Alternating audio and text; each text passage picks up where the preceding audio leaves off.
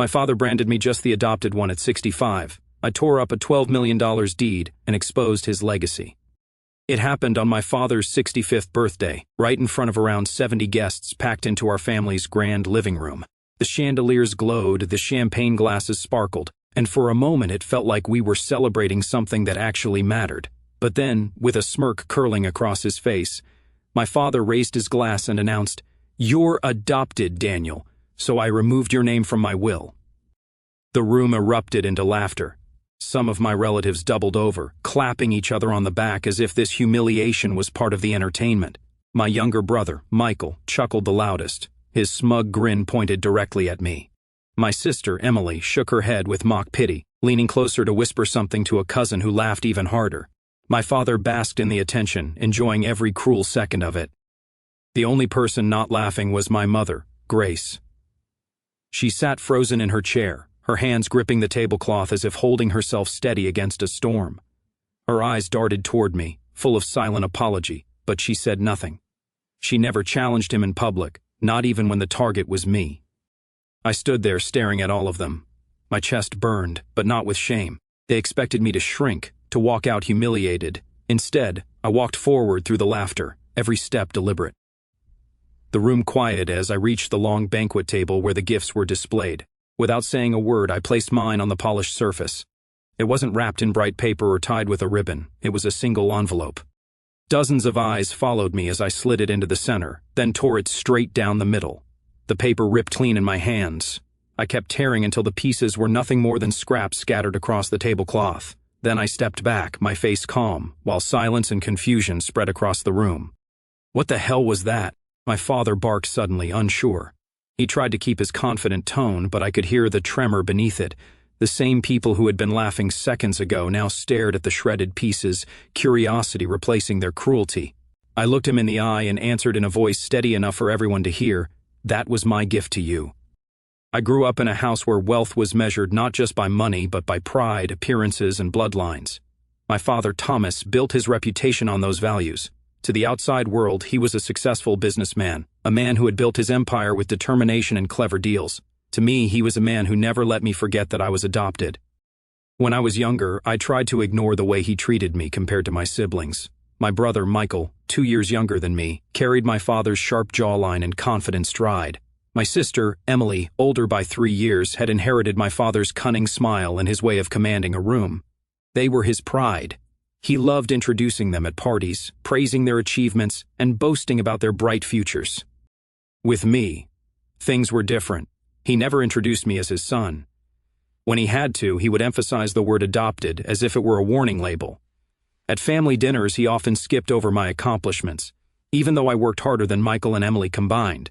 When I received a scholarship for college, he congratulated me with the same dry tone he used when thanking the waiter for refilling his wine glass. My mother, Grace, was the only anchor I had in that house. She was gentle, soft-spoken, and always tried to shield me from the sharp edges of my father's cruelty. She was not my biological mother either, but she never let me feel like an outsider. She would slip into my room at night when I was younger, sit on the edge of my bed and whisper, "You are mine, Daniel. Blood has nothing to do with it." Those words carried me through years of being overlooked, ridiculed, and treated as though I did not belong. But no matter how strong I tried to be, it still stung to sit at the dinner table and watch my father beam at Michael's careless jokes while barely acknowledging my presence. It cut deep when Emily won a local debate competition and he would host a toast in her honor, while my own achievements in business school went unnoticed. By the time I reached my 30s, I had stopped expecting anything from him. I'd built my own career, invested wisely, and made a life for myself without leaning on his wealth or influence. I did not want his money. I only wanted his respect, a sliver of recognition that I was more than just the outsider he enjoyed mocking. When the invitation for his 65th birthday arrived, I almost ignored it. It was written in Emily's polished handwriting, embossed with gold letters, and dripping with the kind of extravagance that had always defined our family gatherings.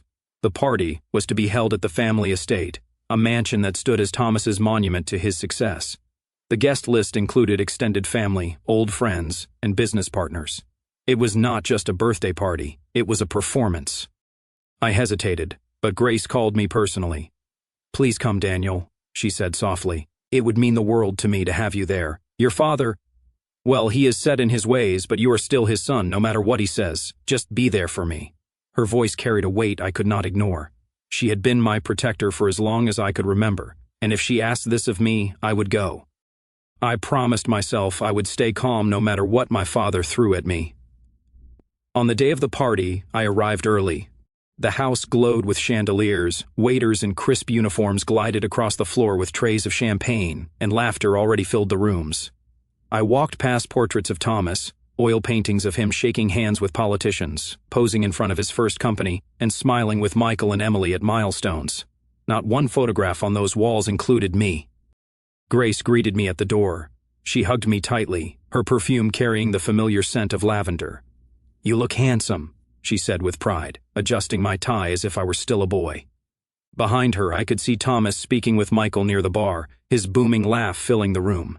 Emily stood close by, sipping champagne, her sharp eyes scanning the guests like a hawk searching for prey. Grace whispered, "Promise me, Daniel, that you will not let him get under your skin tonight. Just smile, nod, and let the evening pass." I nodded, though a part of me knew that no matter how much I tried to avoid it, my father would find a way to make me the target of his cruelty.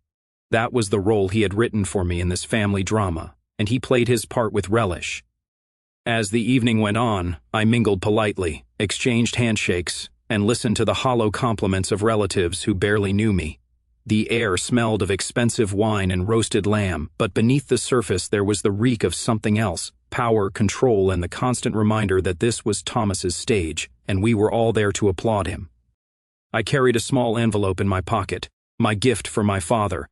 Unlike the luxury watches and rare wines piled high on the gift table, mine was simple, understated, but more valuable than anything else in the room. I had chosen it carefully, not out of obligation, but out of respect. Despite everything, I had wanted to give him something that mattered. As I stood there watching him hold court with his friends, basking in the glow of his self-importance, I felt the weight of that envelope pressing against my chest. I did not know then how quickly everything would change, or how that simple piece of paper would bring his empire of arrogance crashing down in front of everyone he sought to impress.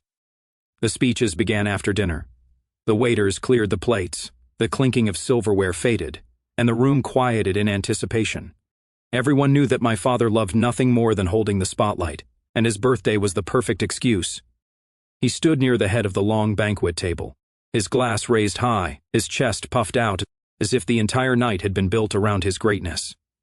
He tapped the glass lightly, silencing the scattered whispers and laughter. 65 years, he began, his voice carrying the confidence of a man used to being listened to. 65 years of hard work, of building a family, of creating a legacy worth remembering. The guests clapped politely, nodding with admiration. Some raised their glasses in return, already caught up in his rhythm. Michael leaned back in his chair, grinning, proud to be seated closest to him. Emily rested a hand on his shoulder, eyes shining as though she were basking in borrowed glory. Grace sat stiffly, her smile thin and brittle, like glass on the verge of shattering. My father's speech rolled on, filled with stories about his early business ventures, his triumphs over competitors, and his determination to leave behind an empire that would endure long after him. Each story was punctuated by laughter from the audience and approving nods from relatives eager to stay in his good graces. Then his tone shifted. He lowered his glass slightly and smirked. But what is legacy without blood? His words were sharp, designed to pierce. He let them hang in the air before continuing. A man's legacy belongs to his children, those who carry his name, his spirit, and most importantly, his blood. A ripple of agreement spread through the room. Heads nodded, smiles widened. My stomach tightened. I knew where this was going. He turned his eyes on me, locking me in his gaze like a hunter cornering prey. Which brings me to a decision I have made. He paused for effect, relishing the silence, then declared with cruel satisfaction, "My adopted son, Daniel, will not be included in my will. Legacy cannot be passed through paperwork. It must run in the blood." For a second, the room went silent. Then the laughter came, loud, cruel, unrestrained. Guests chuckled into their glasses. A few slapped the table as if it were the funniest thing they had ever heard. Michael laughed the hardest, clapping his father on the back and saying loudly, "Good one, Dad. About time you made it clear." Emily smirked and shook her head as though she had always expected this outcome. Heat rushed to my face, but not from shame. It was anger. hot and steady, burning through me. I watched them laugh at me, laugh at the life I had lived in this family, laugh at the years I had tried to prove myself. My fists clenched under the table, but I refused to give them what they wanted. They wanted me humiliated. They wanted me broken. Grace did not laugh. She sat frozen, her hand gripping the stem of her wine glass so tightly I thought it might snap. Her eyes filled with tears, but she kept them down, refusing to let them spill in front of the crowd. She glanced at me, her expression a mix of sorrow and apology, silently begging me not to react in anger. Inside, a storm raged.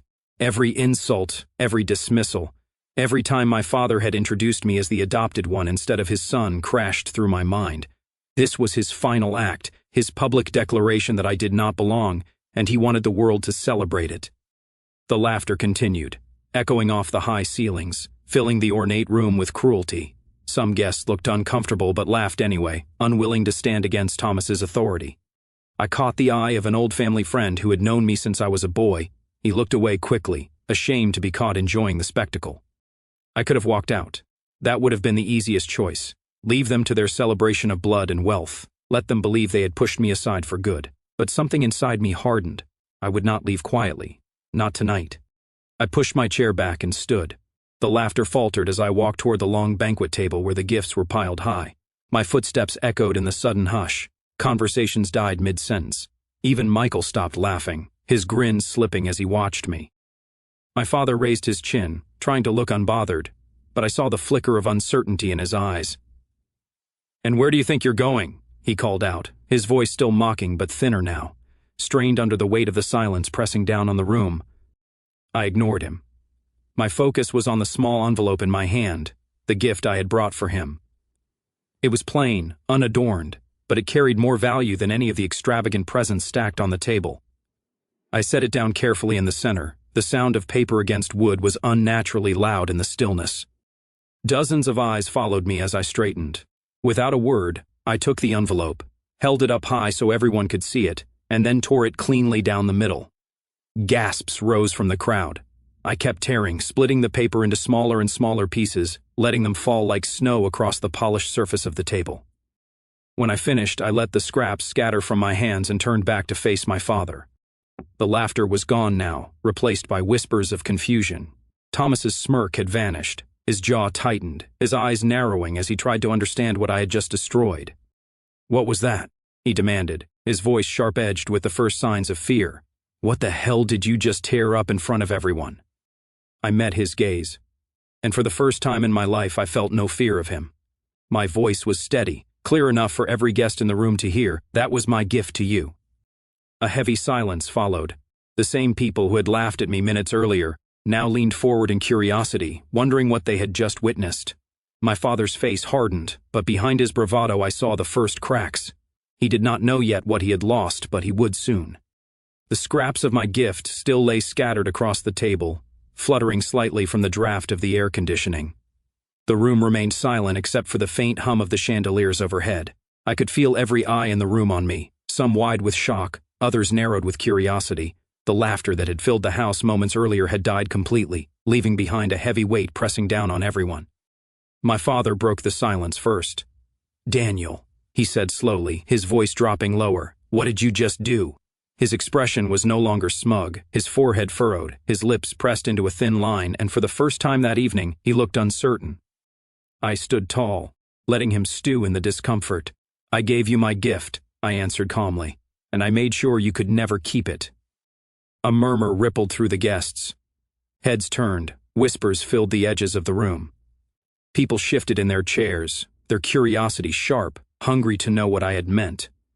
Michael leaned forward, scoffing loudly to cover his unease. "Oh, please," he sneered.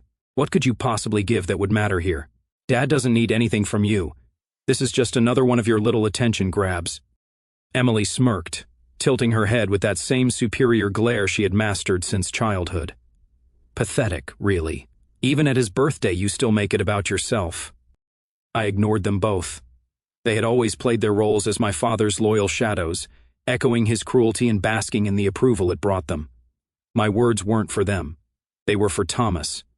My father stepped closer to the table, his eyes narrowing at the pile of torn paper. He tried to sound commanding, but there was a faint quiver in his tone. "Pick that up and explain yourself right now." I shook my head. "No, Dad.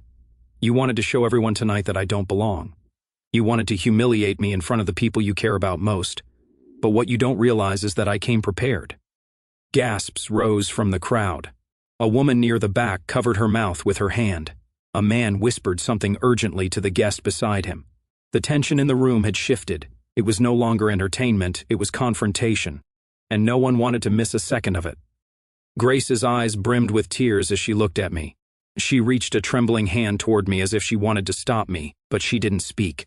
She had spent years keeping the peace, but in this moment she understood something had changed.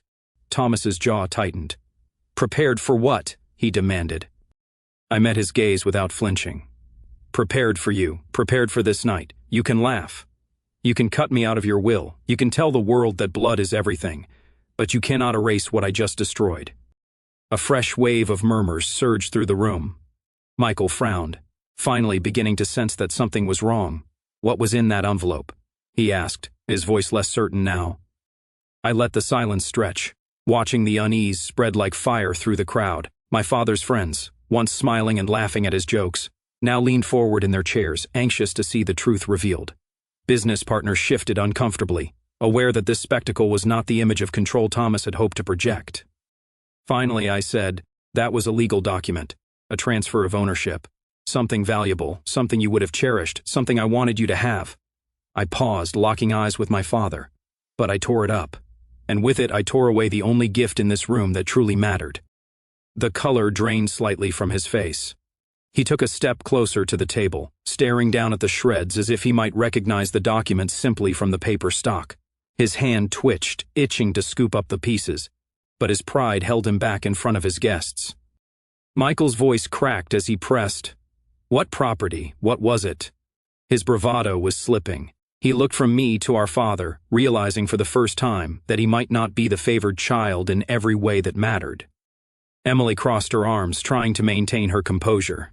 "He's bluffing. It was nothing. He probably staged this just for drama." But her eyes betrayed her doubt. Thomas turned back to me. "Tell me what you destroyed. Tell me right now." I shook my head again, my voice calm but firm. "You'll find out soon enough. But not because I tell you, because you'll see it for yourself when you put those pieces together." The tension in the room reached its peak. Some guests shifted uncomfortably, clearly eager to leave but too captivated to walk away. Others leaned forward, their faces lit with anticipation, as if they were watching a play reach its climax. Thomas finally snapped. He lunged toward the table, sweeping the scraps into his hands. His movements were frantic, almost desperate. He barked orders at Michael and Emily, "Help me find the rest. Now!" Michael scrambled to obey, bending to pick up the pieces that had fallen to the floor. Emily hesitated, looking around at the guests, embarrassed by the spectacle, but even she crouched down to collect scraps. As they worked, Grace rose quietly from her seat. She walked to my side, her hand brushing my arm gently. Her whisper was barely audible, but I heard it as clearly as if she had shouted, "You are not the weak one here, you never were." I felt a steady strength rise in me. For years I had been treated as the outsider, the unworthy son. But now, in front of everyone, the balance of power was shifting. My father was no longer the man in control. He was the one scrambling, desperate to piece together what I had torn apart. The guests watched in stunned silence as the mighty Thomas, the man who had spent his life commanding respect, bent over a pile of torn paper, his hands shaking as he tried to tape it back together. He had turned my humiliation into his own, and I knew in that moment that whatever came next would not just change how he saw me, it would change everything. My father's hands trembled as he pressed the scraps of paper flat against the table. Michael hovered close, holding a strip of clear tape, frantically trying to piece together the edges. Emily crouched down, smoothing the smaller fragments, her face pale but determined to maintain her composure. Their movements were hurried, clumsy, and desperate. The same guests who had laughed earlier now sat in complete silence, watching the proud patriarch of the family scramble like a man drowning. The sound of the tape pulling free echoed unnaturally loud in the quiet room. My father's face glistened with sweat, his jaw tight, his lips moving in muttered curses as he tried to force the torn pieces back into order. His reputation, his authority, his very image of control. All of it was unraveling before the people whose respect he demanded most. Finally, the words began to form again. The jagged strips of paper lined up, revealing black ink on official letterhead. Guests craned their necks, murmuring as they realized what he was holding. My father stopped taping. His eyes scanned the partial sentences, his breath catching as the truth became clear. The document was a deed transfer, signed, notarized, and legally binding. It had given him ownership of one of my most valuable properties, a commercial building in the heart of the city worth $12 million.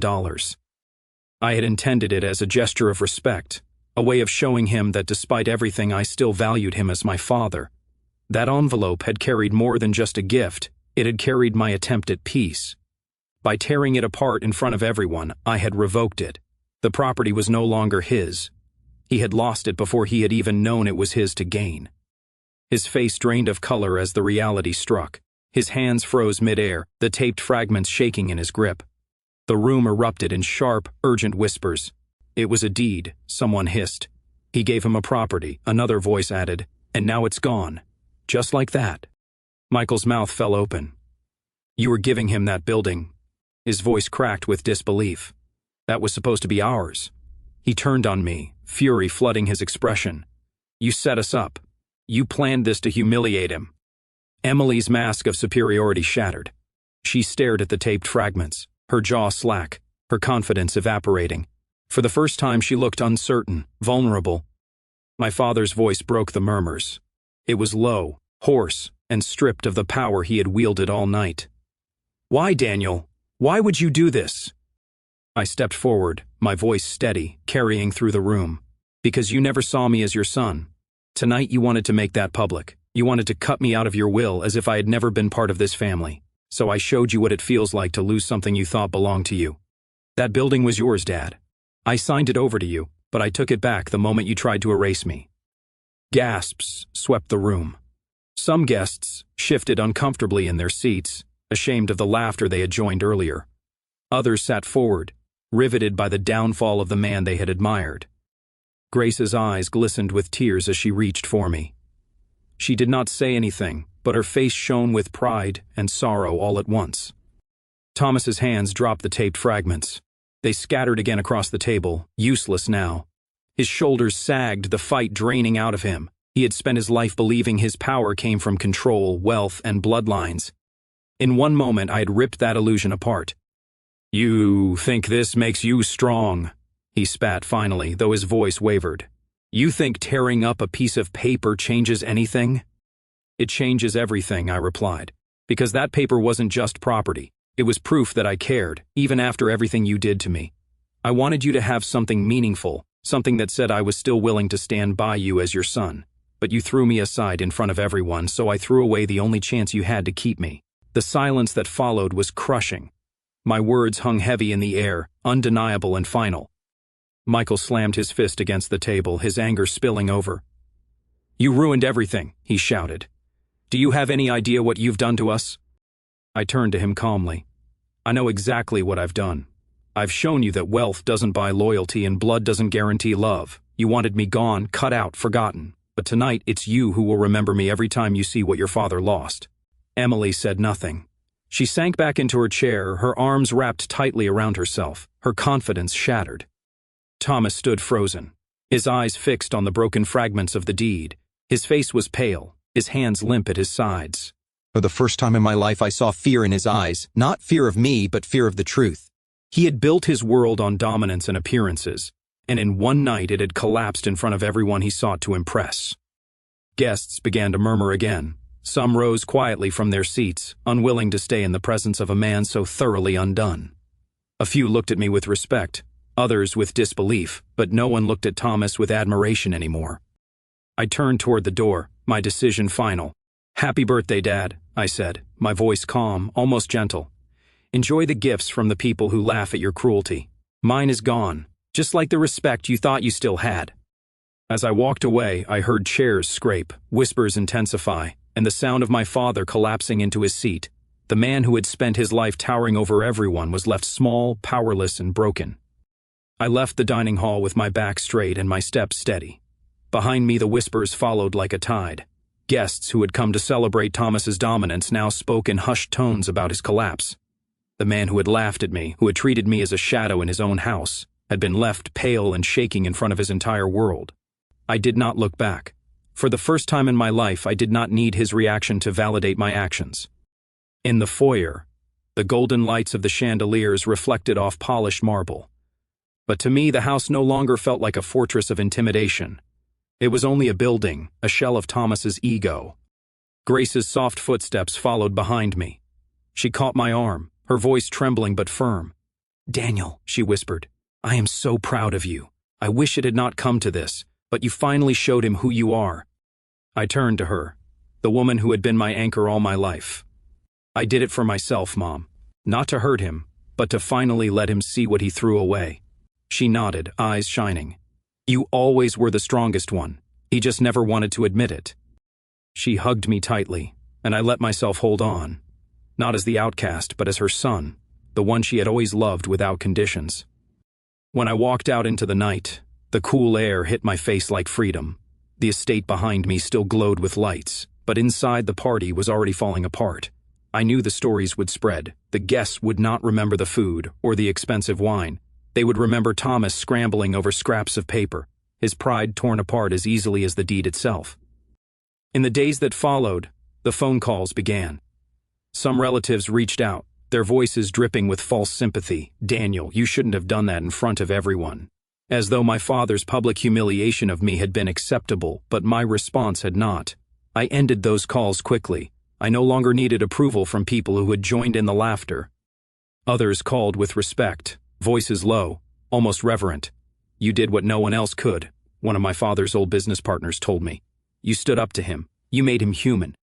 Michael avoided me completely. I heard he had been raging ever since, furious that I had cost him and Emily what he believed was rightfully theirs. Emily sent a single message. "You made your point. Don't come back here again." I smiled when I read it. I had no intention of returning. My father never called. Weeks passed, then months, and not a word came from him. His pride would not allow him to admit what he had lost. But Grace visited me quietly one afternoon. She brought a basket of fresh bread she had baked herself, the same way she used to when I was a boy. She sat at my kitchen table, hands folded, face soft with both sadness and peace. "He is not the same," she said. "He sits in his study most nights staring at the walls. He is not angry. He is smaller, like the weight of his own choices finally caught up with him." I listened quietly. Part of me felt pity, but another part knew it was not my responsibility to carry his regrets. "He wanted me to be nothing," I said. "Instead, he showed everyone what he truly is." Grace reached for my hand. "You are more than his son. You are your own man, and you proved it without lifting your voice, without lowering yourself to his cruelty. That is what makes you different." Her words stayed with me. For years I had believed strength meant enduring his scorn, waiting for recognition that never came. But real strength was walking away from his shadow and building a life where my worth did not depend on his approval. In time, I invested more into my own ventures, expanding my businesses and creating opportunities for people who, like me, had once been overlooked. I mentored young men and women who had been told they did not belong, reminding them that family and worth are not defined by bloodlines, but by choices and character. Every time I saw one of them succeed, I felt a pride my father could never understand. The memory of that night never faded. Sometimes I replayed it in my mind, not with bitterness, but with clarity. I remembered the cruel laughter, the smug faces of Michael and Emily, the silence of the guests who refused to stand with me. And I remembered how quickly it all changed when I stood my ground and let my actions speak louder than their scorn. The lesson was simple, but it carried the weight of a lifetime. Family is not defined by who claims you in their will or whose blood runs in your veins. Family is defined by who loves you, who respects you, and who stands by you when the world tries to push you aside. I had that in Grace. I had that in myself. That was enough. On the day of my father's next birthday, I did not attend. I spent the evening with friends who had become my chosen family, people who valued me for who I was, not what I could give them. We laughed freely, not at anyone's expense, but in joy and gratitude. And as the candles burned low, I realized I no longer carried the weight of his rejection. That night, I finally understood walking away was not losing, it was winning. Because the man who had tried to erase me was the one left hollow, while I was the one who had found freedom. And that is the truth of what happened the night my father tried to erase me. He thought his words could break me, but all they did was set me free. I walked away from that house no longer chasing his approval, no longer craving a place in his shadow. I finally understood that strength is not about being accepted by people who refuse to see your worth. Strength is about standing tall, even when the world tries to tear you down.